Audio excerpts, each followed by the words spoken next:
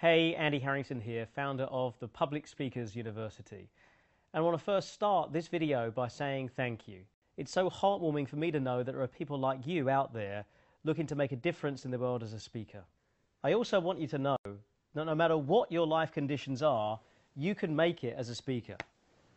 Because if you'd have been with me over 12 years ago, you'd have seen a very different Andy Harrington. At that time, I was working for Churchill Insurance, and I was making around $1,500 a month. I mean, that was it. And there's always too much month at the end of the money. But I made a decision at that point in my life, I was going to start my own business.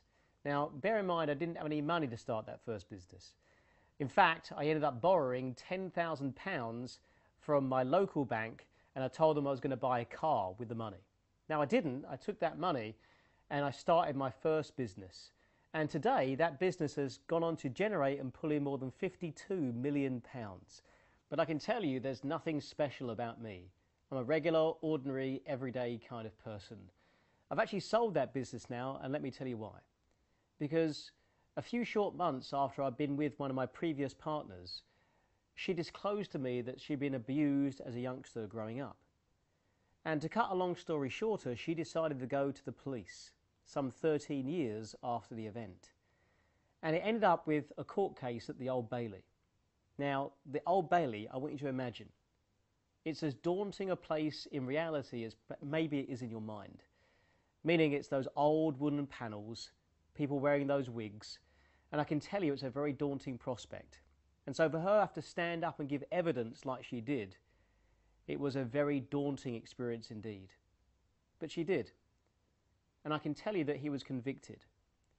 But the challenge was that not only did she have to stand up and give that kind of evidence, she also had to face that her mum, her aunties, her brother and her uncle all gave evidence for the defence. I mean, you can only imagine how difficult that would be as an experience. And so she broke down emotionally, and I just didn't know what to do. I mean, she was becoming non-compos mentis, meaning she was kind of staring up and looking into the corner of the room and just completely unresponsive. So out of desperation, really, I checked her into the Priory Hospital. And all they tried to do, of course, was to medicate the problem out of her because she'd become depressed and withdrawn. And of course, that wasn't working either. And then I had this flash of inspiration because I'd seen Tony Robbins back in 1992. So I figured that he was the answer to all things. I think it said something similar of the infomercial. And so I paid for us both to go to his Master University program, which is tens of thousands in investment. And we went to the UPW seminar. And we're sitting right in the very first row. And Tony likes to do interventions with people to demonstrate the power of the techniques and the power of the mind. And so ultimately, he asked for a member of the audience who was depressed. So with a bit of encouragement, I asked her to raise her hand. Now consider this. There are 5,000 people in that auditorium, and he ended up choosing my partner to work with one-to-one. And in that one conversation, her life changed completely. Meaning, she threw away her tablets and she no longer was a victim. And I can still remember thinking to myself back then, what a shame that we had to go all the way to the United States to get that kind of solution for her. And so I thought to myself, privately inside, Andy, well, maybe that's why you're here. Maybe it's meant to be you. Which was closely followed by another voice that said, who the bloody hell do you think you are? You know what I mean? Like, we probably all have that voice, don't we? The voice that inside pulls us down and makes us think small when we have this grand scheme of plans of things you want to do, like becoming a great speaker, right? And so I parked the idea and forgot about it altogether. Until the very end of the seminar, when Tony gets you to pair up with a stranger. And the idea is for about 3 minutes, you sit cross-legged from that person and stare directly into their eyes, sending them all this passion, all this love, all this great connection feelings. Now, I'm trying to do the things that most people do when you try to find a partner in a seminar. And that is you try to get a partner without being rejected. So you kind of hint and you kind of imply by kind of giving someone the eyes. And no one was following my lead. And then I thought something that changed my life.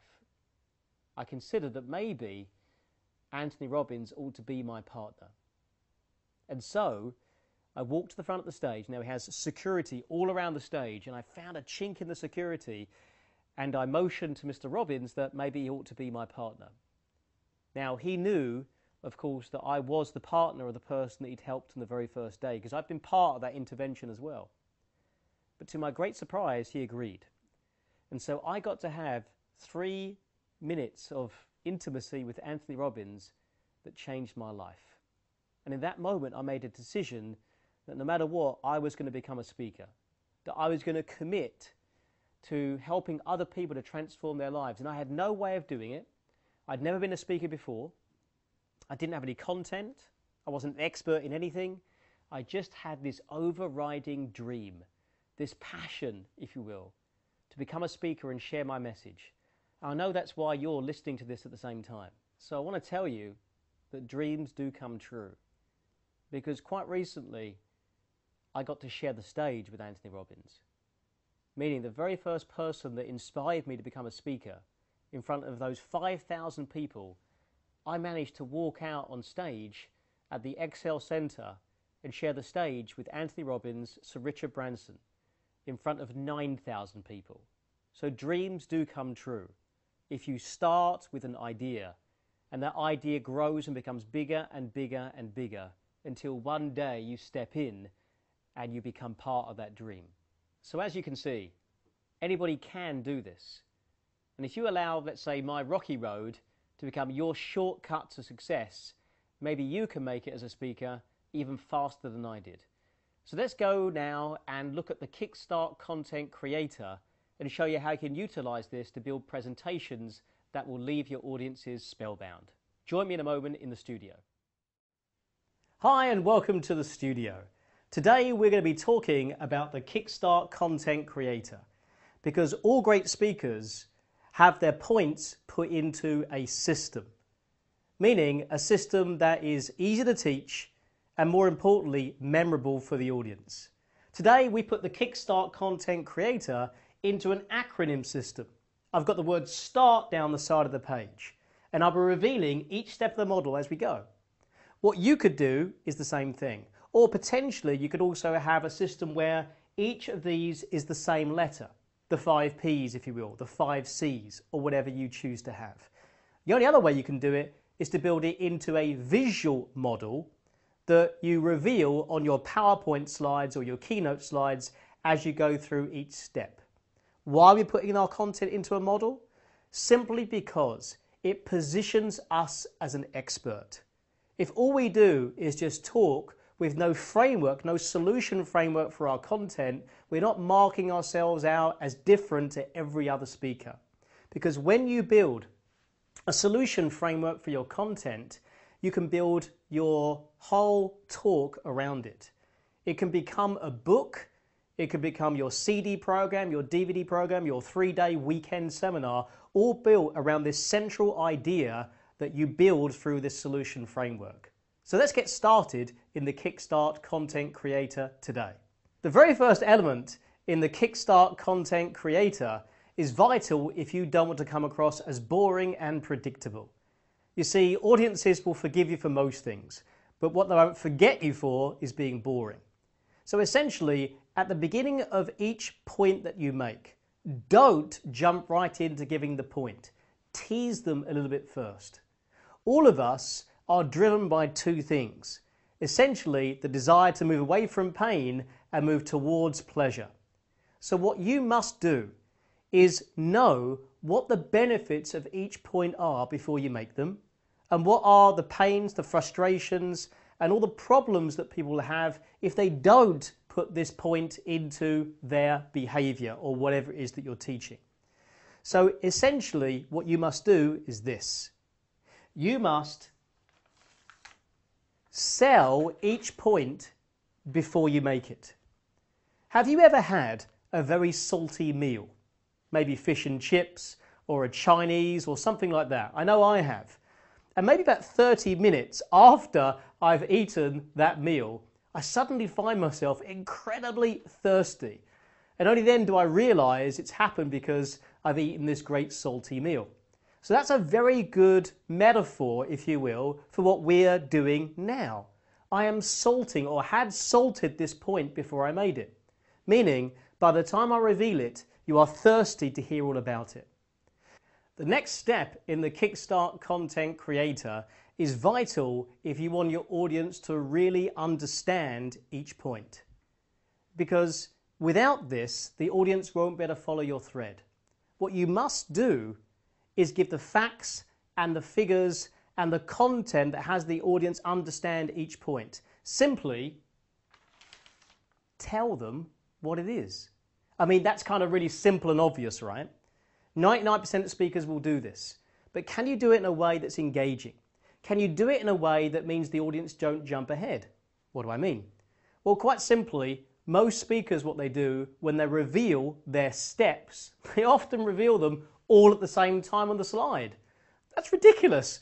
What will happen is, as you've probably done before yourself, is people jump ahead. They look at the fifth point and they're talking to themselves, having a conversation inside, trying to figure out what that point is rather than listening to you. So make sure you pace the audience learning experience by revealing it one step at a time. Now, most speakers do this. However, if this is all you do, if all you ever do is reveal each step and talk about it for a few moments, well, unfortunately, your presentation is going to be over in about 5 minutes, and you've got another 55 minutes of silence when no one's actually saying anything, and you're firing off all your basic fears of standing in front of a crowd and running out of something to say. So what do you do instead? What I'm about to teach you is so vitally important to your success of a speaker. It really means that you must focus right now on everything I have to say. What is the one thing that you must now do to stand apart as a speaker? Tune in next week and I will tell you. No, I'm just kidding. I hate when people do that. No, we're going to do that. We're going to teach you right now. So what is this step? What is the A of the Kickstart Content Creator? Well, when I first discovered this for myself, my speaking completely transformed, and I hope that yours will too. You see, the challenge is that most speakers' content is too loose. What does that mean? It means that their points aren't anchored to anything. And that's exactly what this step is. Anchor. Now, what does that mean? Essentially, it means that your points must be tied to something, because that's what an anchor does. It locks down the content. And what you must learn to do with your points is anchor each one of them to something. Essentially, what you are doing is you're associating those points to something. Look, I don't know what it is that you're going to be teaching, but quite often the content that people teach is kind of technical in nature. And if all you do is give more technical descriptions to your content, you'll be linking the unknown with the unknown. And when you do that, the audience will become confused and overwhelmed. So instead, you must link the unknown with the known, obviously. And you do that by anchoring it to a particular point. So there are 3 things that you can do to anchor your points. USA. Can you link your points to something that the audience will completely get and understand and go, ah, I get it now. That's the feeling you want them to have. So let's take a look now at USA. Let's take a look at the points that you can anchor your points to. Now, the first one of these is brilliant because almost certainly everyone in the audience, as soon as you do this, will get your point. Let's explain what it is. It's called a universal experience. Meaning, what is an experience that the audience have had that you can link your content to? For example, things that all of us, or at least most adults, have done are things like going to work, driving a car, let's say eating a meal.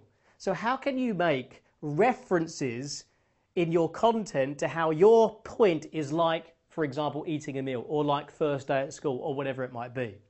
Let's take a look now at a shot of me at the O2 Arena. I'm about to explain a concept in my model called delete. I'm teaching the audience that they effectively delete things all the time and ignore big opportunities that are around them. Let's see how I do this at the London O2 Arena. How many of you here drive a car? Raise your hand if you drive a car. Okay, now, I want you to go back in your mind to the first time you drove the car that you own now. Go back in your mind, and there you are, close your eyes if you need to, and remember the experience of you driving away from the showroom with the purse you bought it from and feeling really significant about yourself and happy, because we like to do that when we drive a new car. Like, yeah, check me out. You do this, don't you? Okay, it's just me then, right? You're driving it, check me out, and they go, oh, there's a car over there just like my car. Oh, and there's another one. And there's another one. Bloody hell, a lot of these cars are like my car. Who's had this experience? Raise your hand, say aye. Now, were those cars there before you bought your car? Of course. But why would your mind have you pay attention to something that at that time was irrelevant to you? Of course it's not. It's going to delete it. It's irrelevant. And here's my point. My point very simply is those cars that passed you by before that you didn't notice, those were the cars of opportunity. So as you can see, in that last clip, we used the universal experience of driving a car to emphasize my point, meaning the audience could quickly and easily understand without any technical description. The second thing that you could do is one thing that would mark you out as a true professional speaker. It's the one skill that you must master if you're going to make it long-term in this business. In fact, it's so important, my next video is going to be all about this one subject. What is it?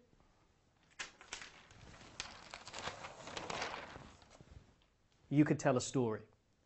Essentially, you would devise or tell a slice of life story that in itself emphasizes the point you're making within the story itself. But like I say, it's so important that I've created a video for it, which you're going to get in just the next few days. So make sure you tune in for that. The third point that you can use to anchor your content is something that I use a lot. In fact, I'm going to give you an example in just a few moments. What is it?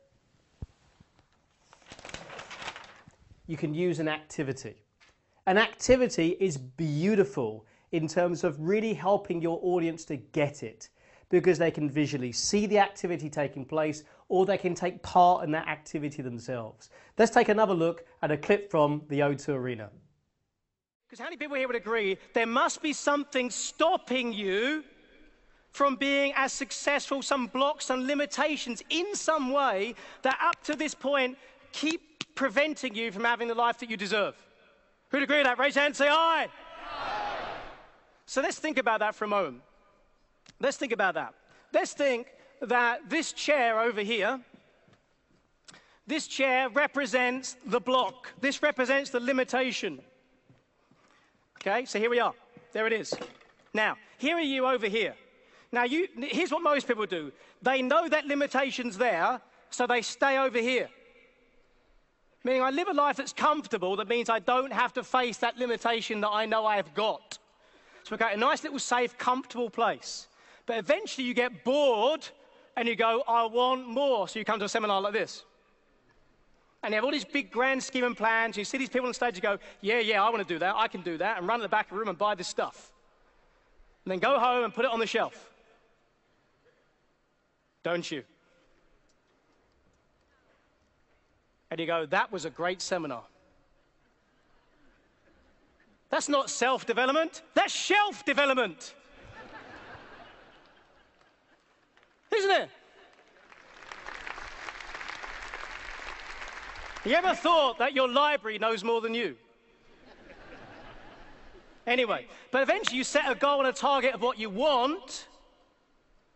And so eventually, as you start to expand and grow and take action and do new things, eventually you bump into the old foe, don't you? Yes or no, team? Yes. Now, what do you do when you bump into it? What do most people do? They run back to what's comfortable. Ooh, don't like that. That wasn't for me. That's too difficult. That's too hard. I don't have the time. And all the big bag of excuses come out. That's what some people do. Other people do things differently. They bump into this thing, and they go like, They pick it up and carry the baggage around with them. And then try to achieve their goals with this big heavy weight on their back. Now, not you, obviously, but people you know, right? And they're going for their goals. It's really tough, right? And then someone comes along and says, how you doing today? I say, have you got 5 minutes? Let me tell you about this. And I tell you their story. In fact, they try to give it to you. Don't they? They try to give you their shit. Don't they? Who's ever done it? You walk away from that going, oh, yeah. Now, you don't do that to other people. They do it to you, right? Of course, there's another way. When people bump into this thing here, what happens is they go like, what limitation? What do you mean I treat people harshly? What do you mean I didn't make that phone call? What do you mean I'm not very organized and planned? What do you mean? What do you mean? I don't see it. What are you saying?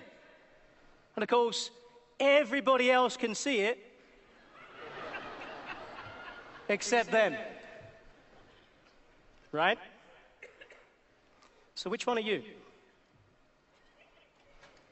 What's your pattern of behavior? Because this needs to go if you want that.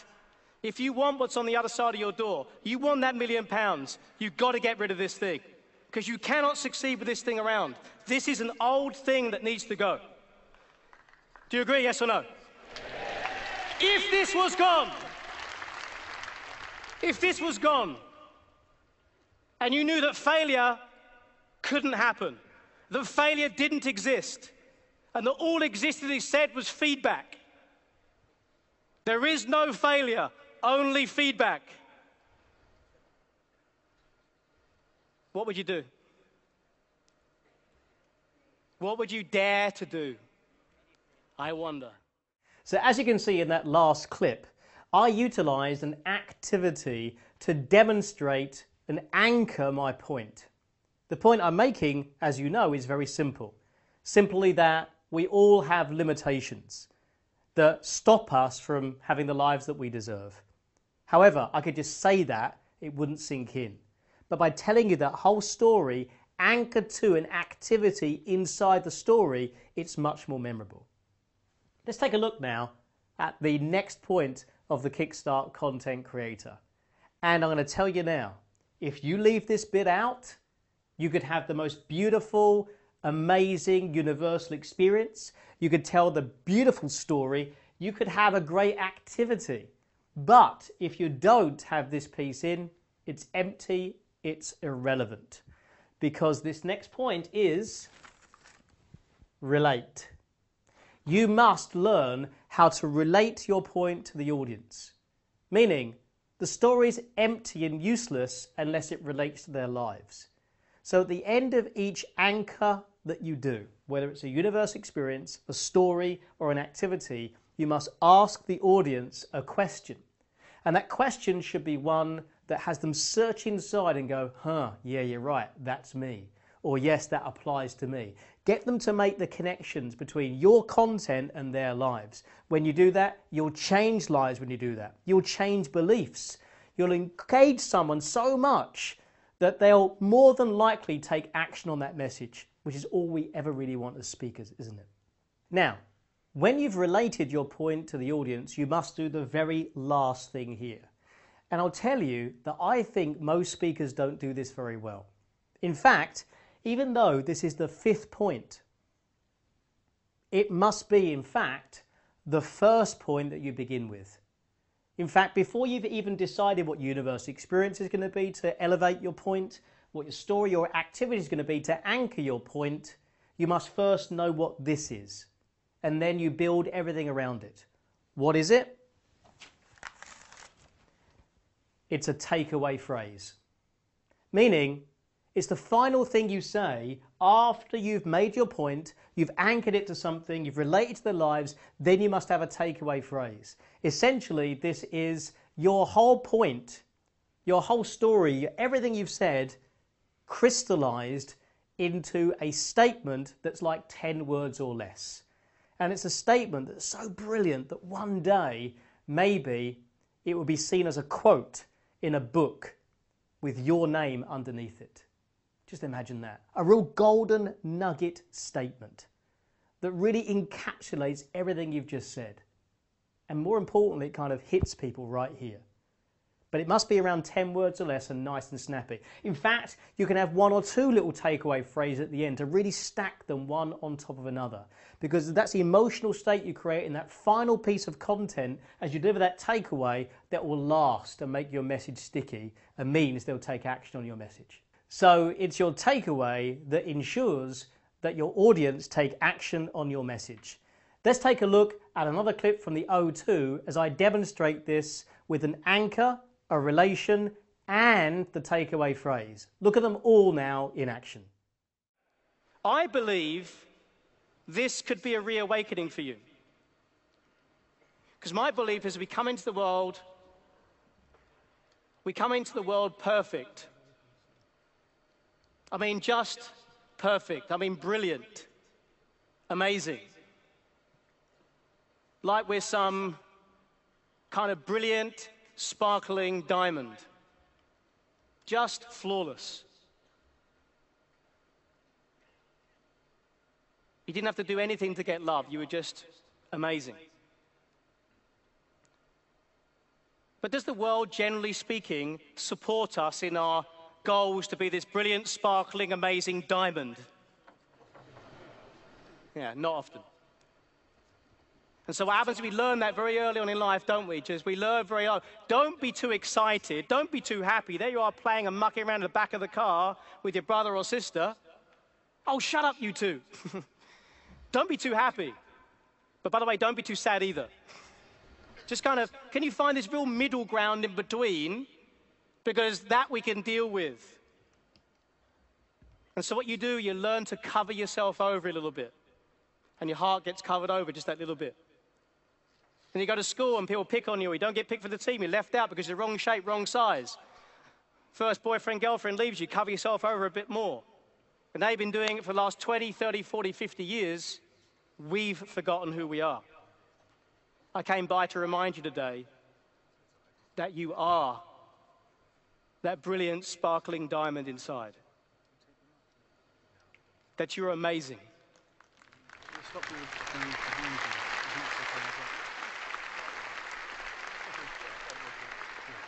And that you have a gift that you've been sent here for, to share. And if you don't do it, if you don't share it, if you cover yourself over, you're being selfish. You're being selfish. You're thinking about you. Get the focus off of you and get it onto other people. That's the best way to brighten yourself up. Think about how you can contribute. Think about how much you can give rather than think about how much you don't have. Because the moment you do that, here's what happens.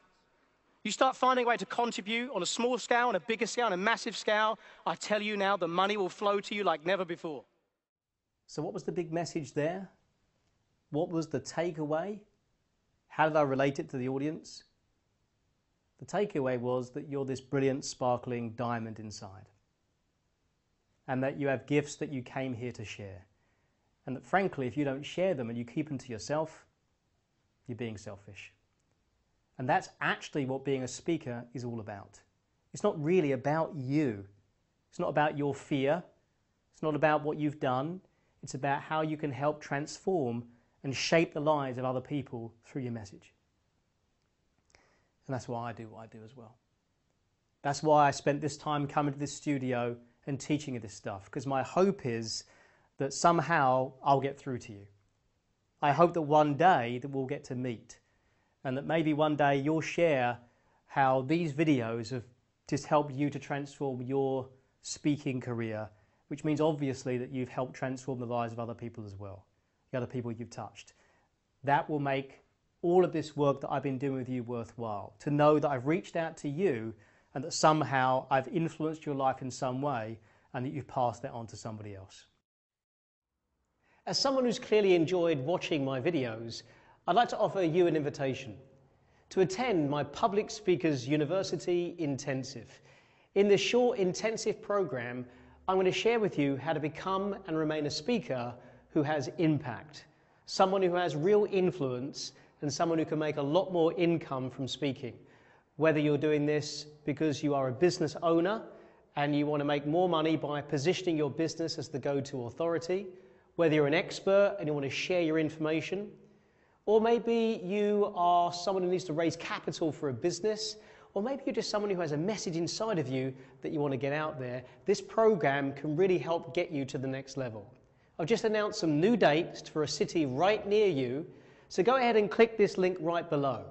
And if you're one of the first 199 people to register for this event, you'll get a free seat. So provided you're quick, you can get in free and you can get this world-class material for no cost to you whatsoever. So go ahead right now, click this link below, and we look forward to seeing you at the Public Speakers University Intensive.